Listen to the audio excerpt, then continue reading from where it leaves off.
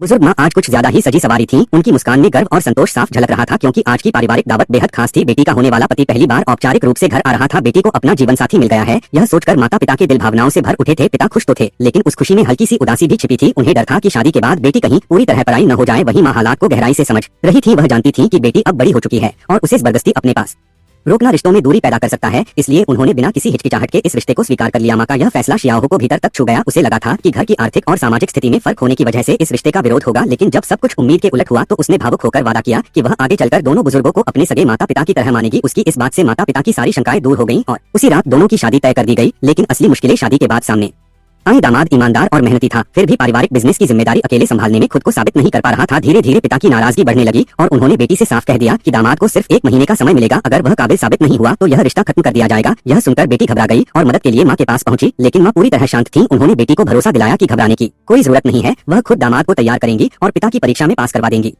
माँ की यह बात सुनकर बेटी का डरा हुआ दिल शांत हो गया और उसी पल उसे समझ आ गया कि माँ ही वह ताकत है जो हर हाल में अपने बच्चों की ढाल बनकर खड़ी रहती है।